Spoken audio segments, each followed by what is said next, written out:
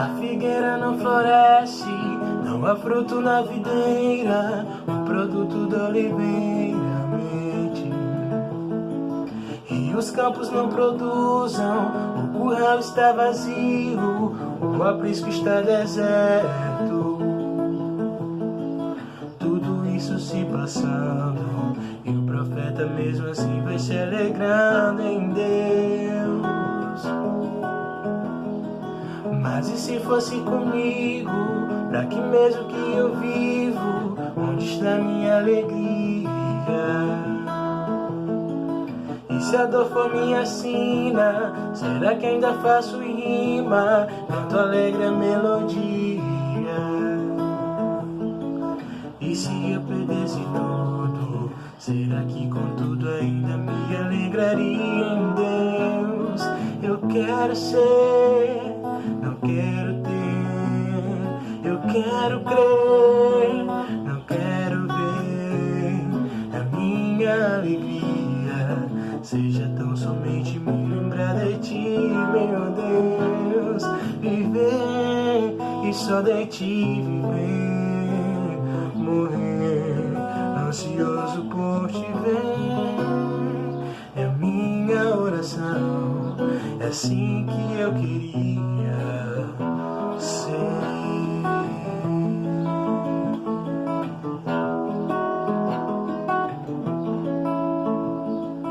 Mas e se fosse comigo, pra que mesmo que eu vivo, onde está minha alegria? E se a dor for minha sina, será que ainda faço rima, canto alegre a melodia? E se eu perdesse tudo, será que com tudo ainda me alegraria em Deus? Eu quero ser, não quero ter, eu quero crer, não quero ver, é a minha alegria. Seja tão somente me lembrar de ti, meu Deus. Viver e só de ti viver, morrer ansioso por te ver. É minha oração, é assim que eu queria ser. Eu quero ser, não quero ter, eu quero crer, não quero ver, que a minha alegria seja tão somente me lembrar de ti, meu Deus. Viver só de ti viver, morrer ansioso por te ver. Que a minha oração é assim que eu queria ser.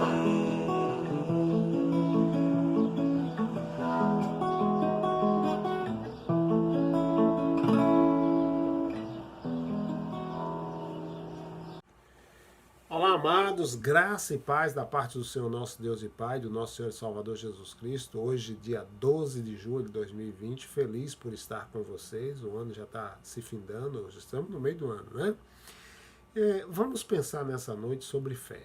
Eu gostaria de refletir com vocês sobre fé, e a mensagem desta noite tem por título uma pergunta: qual é o estágio da sua fé? Nós vamos tomar por base dois textos, o Salmo 27, verso 3 e 13, né? E também o capítulo 4 de João. Nós vamos ver, né, a partir dos versículos 43 a 54, com vistas a que a gente perceba qual é o estágio da nossa fé a partir de uma cura que Jesus operou à distância. Então, Salmo 27, verso 3 diz assim: ainda que um exército me cerque, meu ser não se entregará ao temor. Ainda que uma guerra estoure contra mim, manterei minha fé inabalável. Salmo 27, verso 13 diz assim: eles me fariam desesperar, não fora minha fé perseverante, de que viverei para ver a bondade do Senhor. Pai querido, te louvo por essa oportunidade, te agradeço por poder meditar na tua palavra junto com a tua igreja e te peço em nome de Jesus que o Senhor nos ajude a fortalecer a nossa fé, com vistas a que a gente continue crescendo na graça e no conhecimento.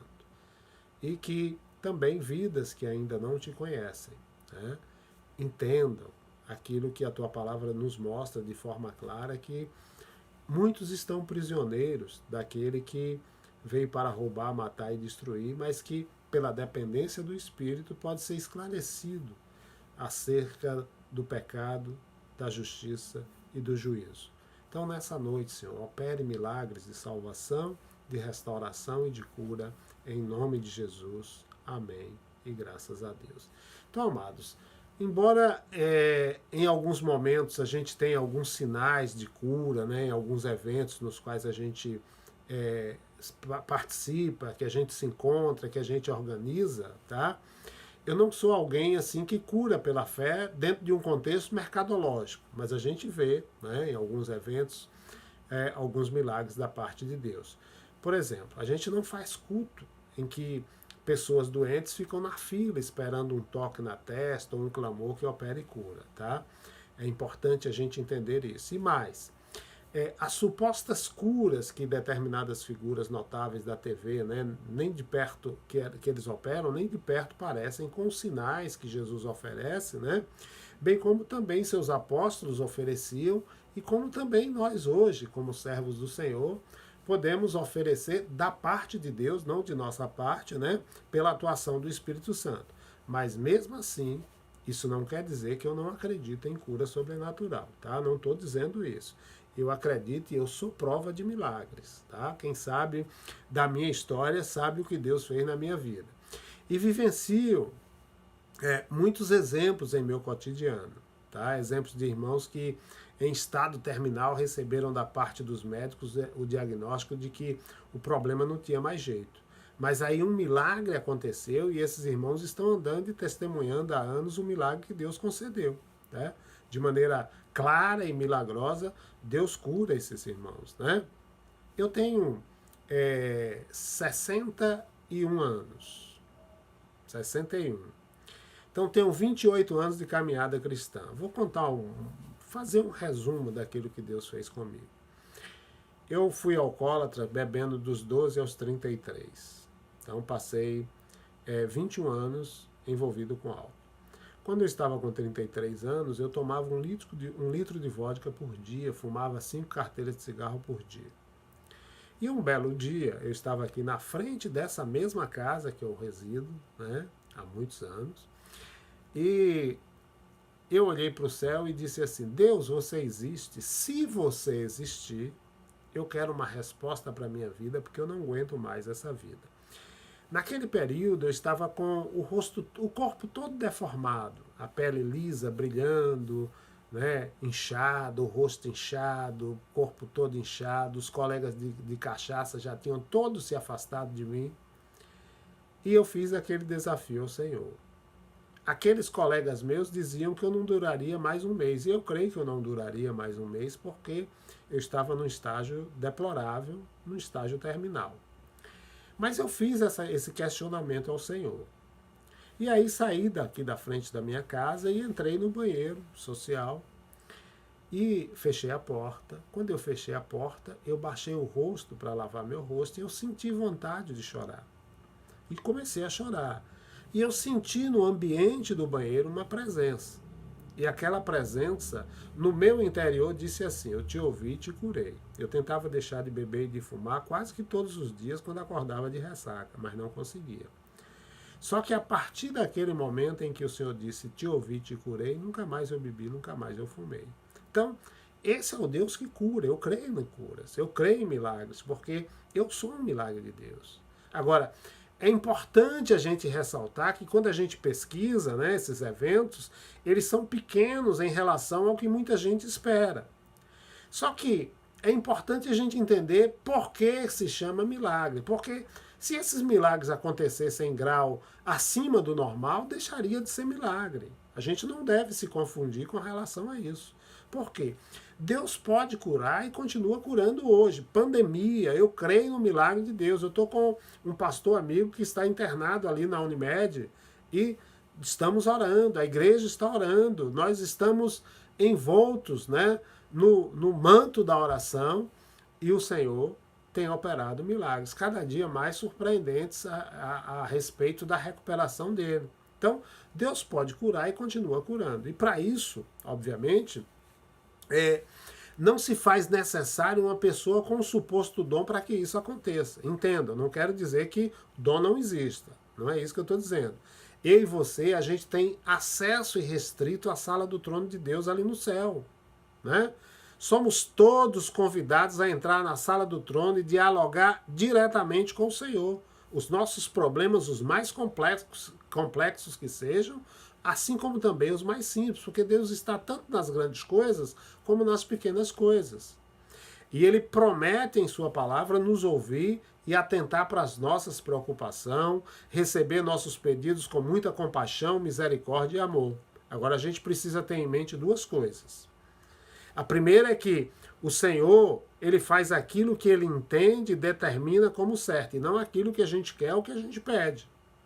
Daí a necessidade da gente se ajustar emocionalmente para que a nossa confiança no Senhor nos permita entender os desafios da fé. E a segunda coisa tem referência à prática pastoral, cuja função não é ser intermediador definitivo a ponto de anular a busca do outro, né, por interação, mas sim conduzir o outro a uma vida ativa de comunicação com Deus. Por que eu digo isso?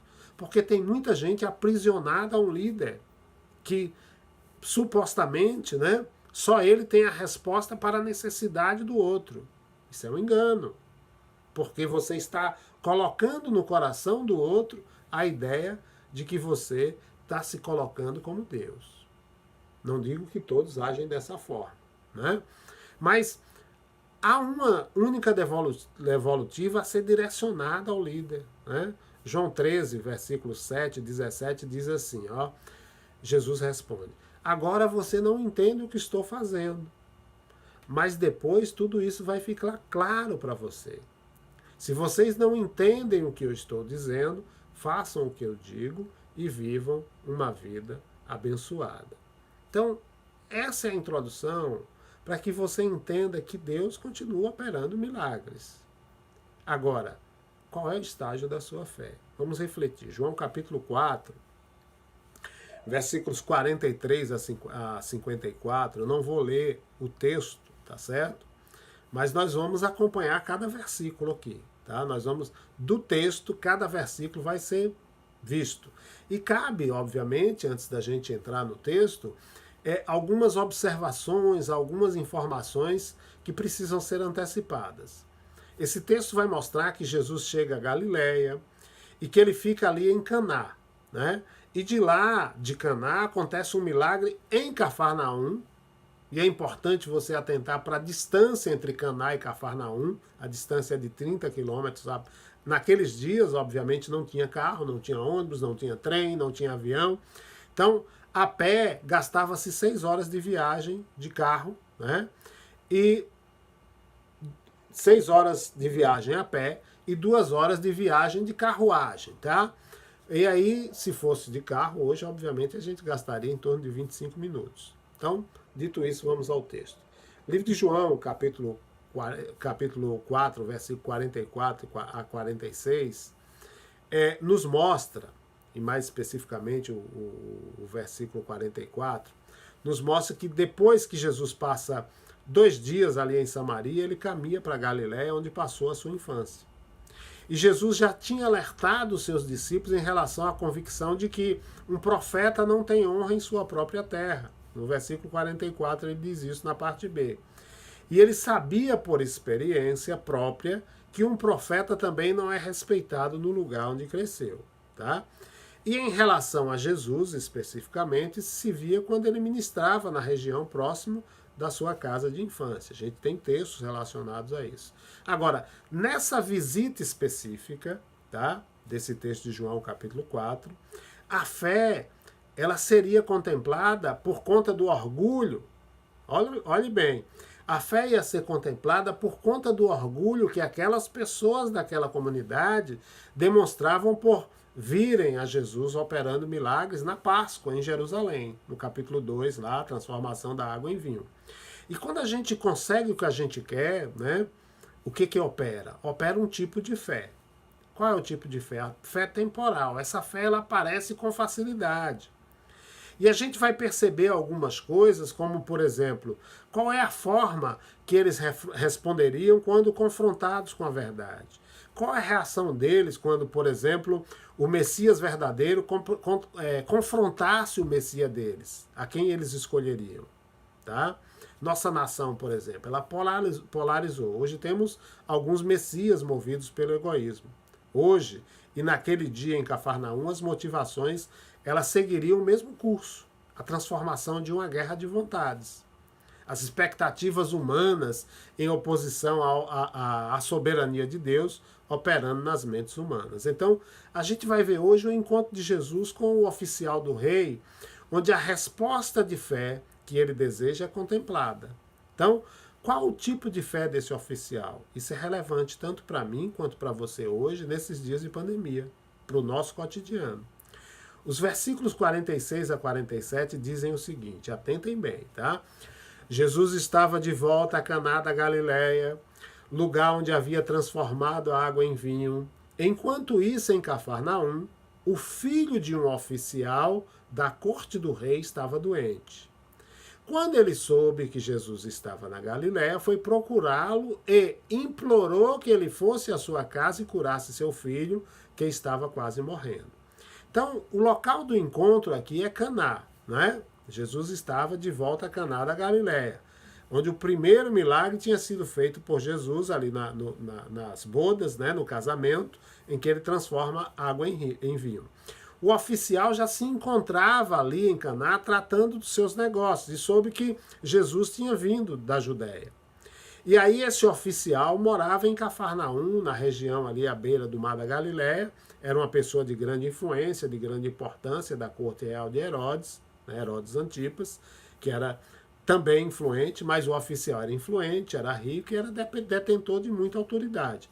E aí, por conta do seu aparato, de ser quem ele era, o encontro dele com Jesus, obviamente que não passaria despercebido.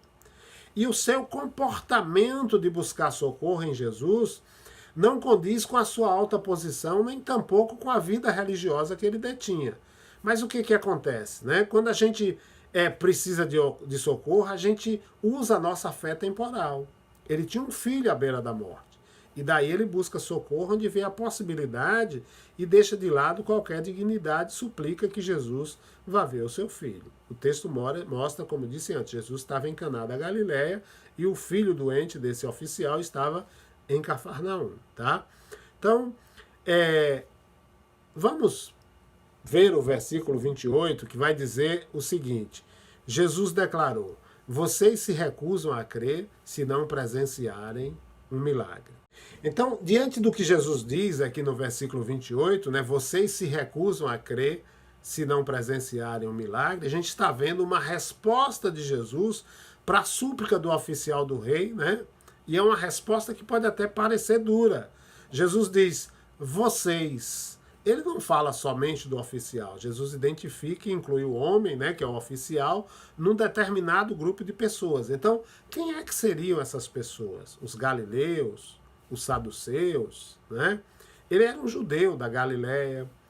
Esse oficial era pertencente à alta cúpula do poder, era um aristocrata, um saduceu, que, pela influência do helenismo, tinha a mesma percepção que o espírita tem na atualidade.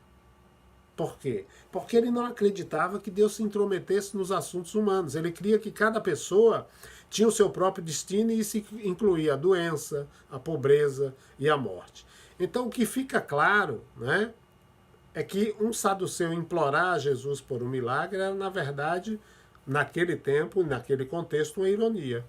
Sendo ele galileu, ele também recebia a influência do grupo. Né, o pensamento deles era inconfundível. Por isso Jesus inclui vocês. Jesus respondeu, vocês vêm à minha procura, não em João capítulo 6, versículo 26 a 27 e 27, a gente vai enxergar qual era o pensamento dos galileus ali.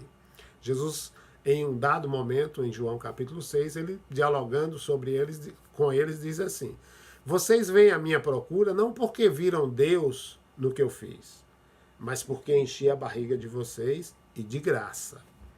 Não gastem energia, versículo 27, lutando por comida perecível como aquela. Trabalhem pela comida que permanece, comida que sustenta a vida eterna, comida que o Filho do Homem providencia. Ele e o que ele faz são permanentes, porque tem a garantia de Deus, o Pai. Então, a maneira como aquele oficial pede mostra que ele vê uma limitação no poder de Jesus. Desça para curar meu filho. Ele implorou para que Jesus fosse na casa dele. Muitos têm a fé limitada pela distância. A Bíblia diz, em Hebreus, capítulo 13, versículo 5, que o Senhor diz claramente: nunca vos deixarei e tampouco vos desampararei. A Bíblia diz que ali está implícito que, para mim e para você, tanto a transcendência quanto a imanência de Deus. Deus está distante no seu trono, mas Deus está aqui em nós, né, porque o Espírito Santo habita em nós. E Deus está agindo sobre toda a terra. Nesse momento de pandemia, Deus está operando. Então, o que a gente precisa entender? Deus não mede espaço para curar. Jonas clamou do mais profundo abismo dentro do ventre do peixe. Ele queria, na verdade, o oficial queria conduzir a forma de Jesus operar o milagre em vez de somente confiar o cuidado do seu filho nas mãos do grande mestre. E mais ainda, ele procurou Jesus como um meio para conseguir o que queria, não como o Messias que merece adoração. Aí os versículos 49 e 50 de João 4 vai dizer o seguinte: mas o oficial da corte não se deu por vencido. Ele disse: por favor, é a vida do meu filho. E no versículo 50, Jesus respondeu simplesmente: vai cuidar de seus negócios, o seu filho está bem tranquilo. O homem creu na palavra de Jesus e foi em seu caminho. Então, mesmo com a advertência de Jesus, ele não desistiu. Ele se despe da sua aristocracia, do seu status de ser um oficial, do seu status de ser um saduceu e ser um galileu. Então, ele, em primeiro lugar, agora é, acima de tudo, um pai diante de uma preocupação com seu filho que está prestes a morrer, né?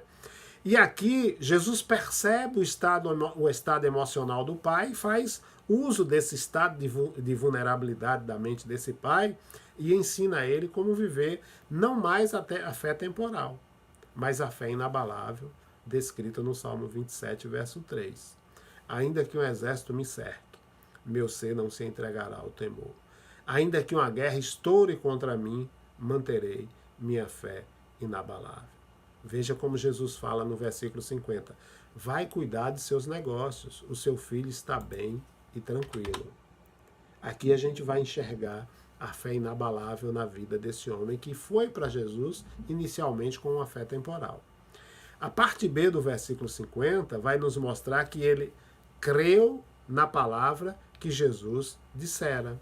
Ó, né? Vai cuidar dos seus negócios, o seu filho está bem e tranquilo. O homem creu na palavra de Jesus e foi em seu caminho.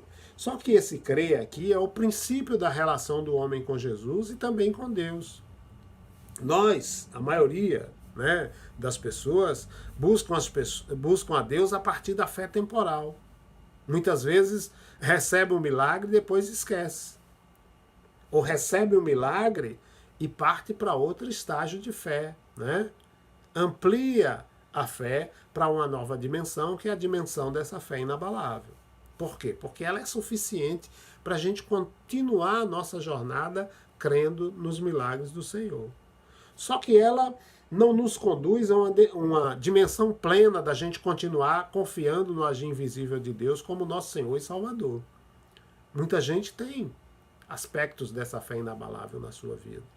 A gente vê muitas pessoas não cristãs, mas que no temor do Senhor, em suas buscas, eles exercem essa fé inabalável. Não passaram para o outro estágio de fé. Porque, na verdade, o homem creu no que Jesus havia dito, o texto mostra. Mas esse é o primeiro passo para esse novo estágio de fé que a gente vai ver. Uma coisa está clara para esse pai, né? A palavra de Jesus é suficiente para que ele creia. O texto diz que ele partiu, ou seja, ele deu continuidade à sua jornada. Então, uma pergunta para você: para onde foi que ele partiu? Será que ele foi para casa? Será que ele, na ânsia de saber se o filho tinha sido mesmo curado, ele voltou para casa? Veja o que diz o versículo 51 e o 52. No caminho, seus empregados o encontram e deram a notícia: seu filho está vivo. Versículo 52. Ele lhes perguntou: a que hora seu filho começara a se sentir melhor? Eles disseram: a febre baixou ontem, por volta de 1h da tarde. Era exatamente a hora em que Jesus tinha dito: seu filho está vivo. Então, a reação normal de cada pessoa, né, apreensiva. Eu tenho me deparado com muitas pessoas ansiosas por vários aspectos, né? A apreensão, né, com a saúde do outro é automaticamente impulsionante para que a pessoa perceba o que pode ter acontecido, né? Ele vai desejar e ver o que tem acontecido e verificar se realmente o milagre aconteceu. E quando a gente lê esse versículo que diz: foi em seu caminho, ou seja, partiu em outras versões, né, o versículo 50, é uma conclusão, né, que a gente pode chegar de que ele foi direto ver seu filho. Só que isso não é verdade. Não foi isso que aconteceu. Um exame mais minucioso do texto nos leva a outra percepção. Ele não foi correndo para Cafarnaum. Ele atendeu à instrução de Jesus e foi cuidar dos seus negócios em Caná. Como assim, pastor? Vamos ver os detalhes, né?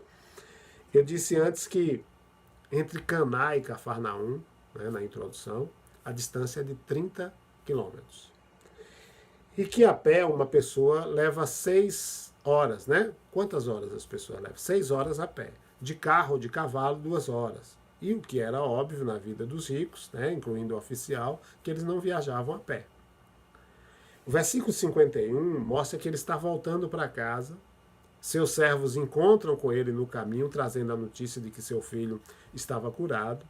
Percebam aí a hora, né? 1 da tarde ou 7ª, dependendo do texto que você do texto bíblico que você esteja lendo. E é observado que foi ontem o pai foi para casa no dia seguinte ao seu encontro com Jesus. Lindo isso. Porque mostra que ele creu realmente na palavra do Senhor. Tem muita gente que está aí com parentes, né, nas UTIs, nos leitos dos hospitais, e não tem conseguido dormir. Obviamente que nós, humanos, temos uma tendência a isso. Mas se vivermos somente nessa incerteza e nessa inquietação, não estamos vivendo a fé inabalável. Estamos vivendo na fé temporal, crendo no milagre, na possibilidade do milagre, né? E se possivelmente acontecer, logo logo a gente vai esquecer. Versículos 53 e 54 diz assim: ó, foi o suficiente. Não apenas ele, mas todos os de sua casa creram. Esse foi o segundo sinal realizado por Jesus após seu regresso para a Galiléia. Então, quando o pai percebe a dimensão do milagre, ele crê, né? Tá? E ele crê como? Se ele já tinha crido, como é que ele crê de novo? Ó, foi o suficiente. Não apenas ele, mas todos em sua casa creram. Se o versículo 50, né, diz que ele... 50 ou 49, versículo 50, mostra que o homem creu, né? Versículo 49, 50, mostra que o homem creu naquilo que Jesus havia dito. Como é que ele vai crer aqui de novo, né, na palavra? Ele creu passando do estágio da fé temporal para a fé inabalável. E agora ele passa para outro estágio de fé. Ele cresce, ele amplia a sua dimensão de fé. Quando o pai percebe a dimensão do milagre, ele amplia, não é que ele crê novamente, ele amplia a sua dimensão de fé. Se ele já tinha crido, né? Como ele crê no que ele crê de novo? Antes ele tinha crido no que Jesus disse. Ele creu na palavra de Jesus. Versículo 49 vai dizer isso. E agora ele simplesmente crê. Ele desperta da fé inabalável para a fé perseverante, que diz o Salmo 27, verso 13. Ó. Eles me fariam desesperar, não for a minha fé perseverante, de que viverei para ver a bondade do Senhor. Aí a fé dele agora está na dimensão, né, do reino, da vida no reino. Esse é o tipo de fé que leva a pessoa a ter um relacionamento correto com Deus através de seu Filho Jesus. A fé temporal, ela é ultrapassada, né? Ela é substituída pela fé inabalável, né?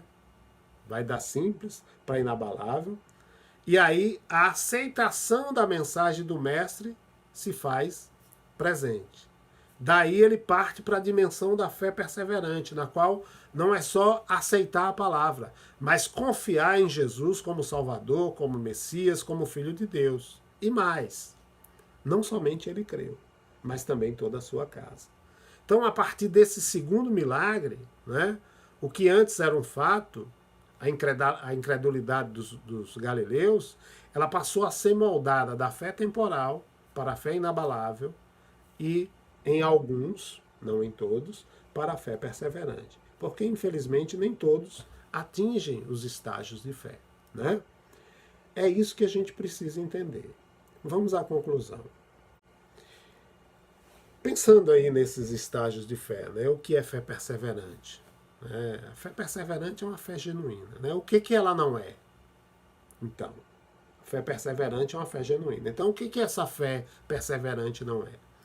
Infelizmente, a maioria das pessoas erra em relação à fé que salva, né?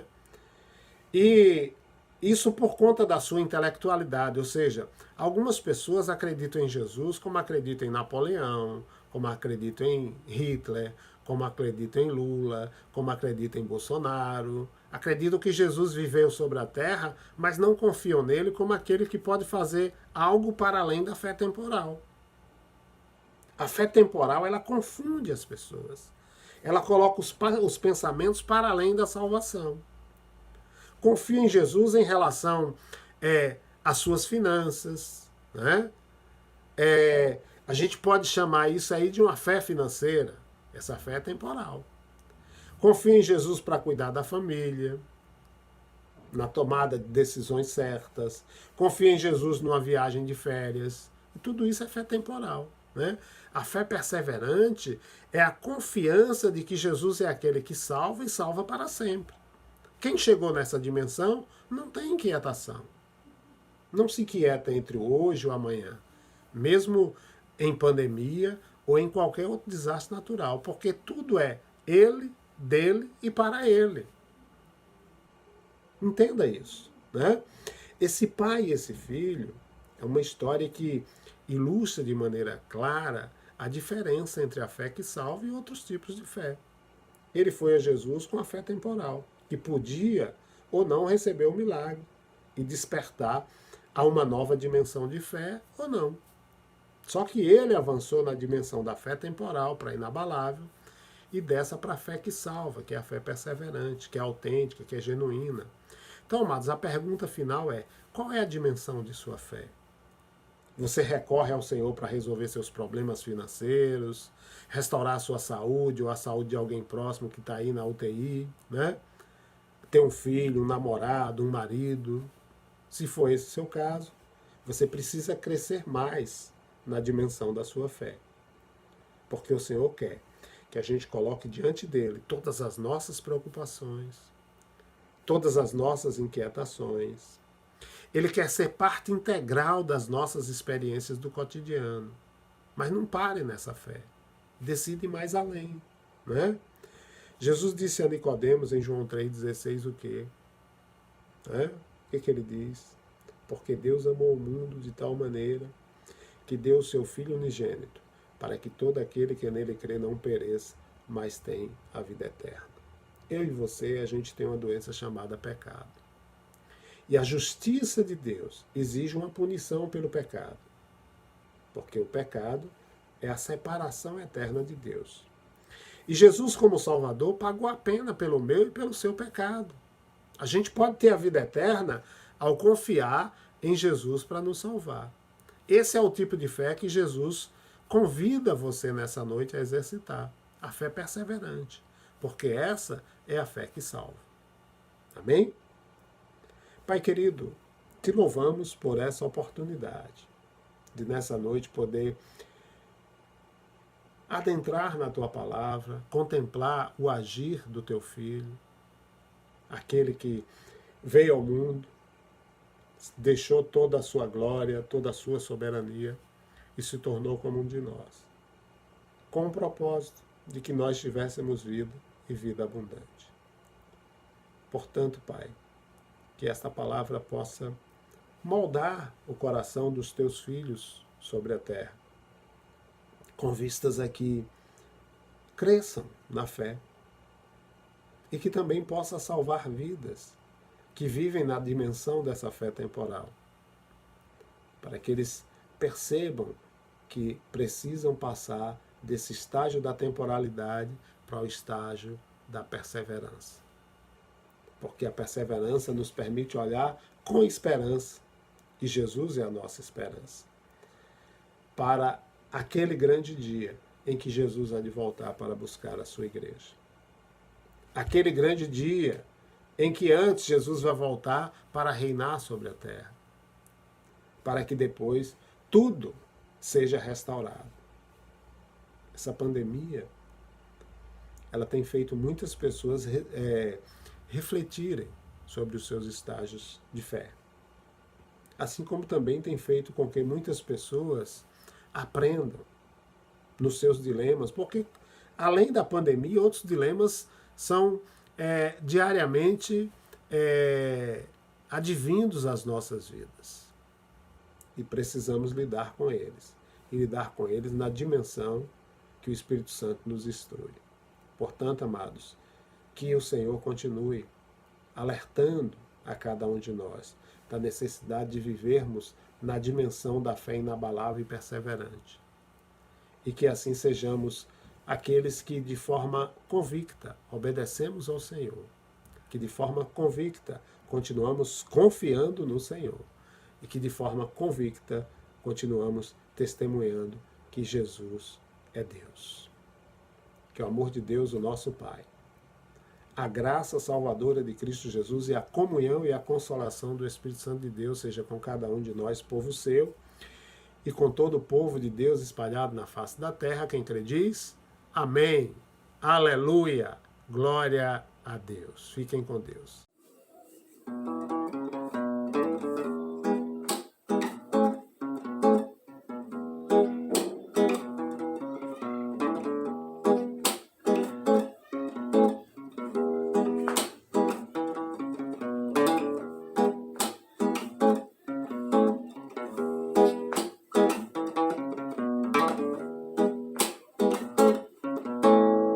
Deus é o meu refúgio, minha fortaleza, socorro bem presente na hora da angústia.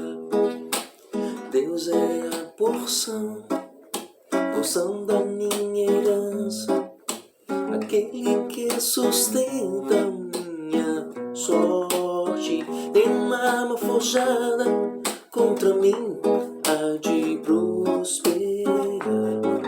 Nem mal em minha ameaça, nem praga algum em minha tenda chegará. Nenhuma arma forjada contra mim há de prosperar. Estou firmado na rocha que nunca se abalará, porque o refúgio grande eu sou, é o Senhor Jeová.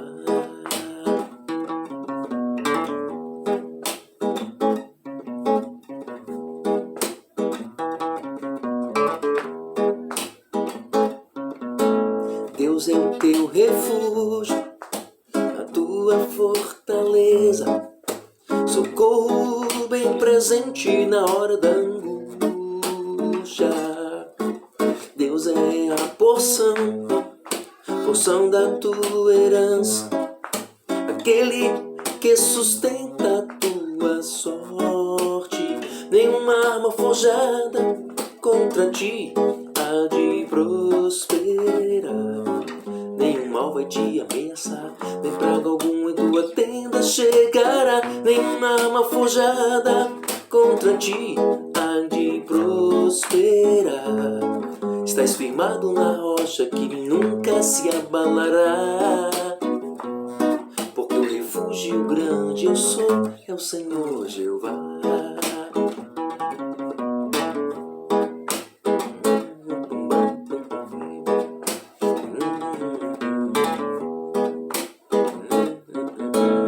Deus é o nosso refúgio, a nossa fortaleza e a socorro bem presente na hora da angústia.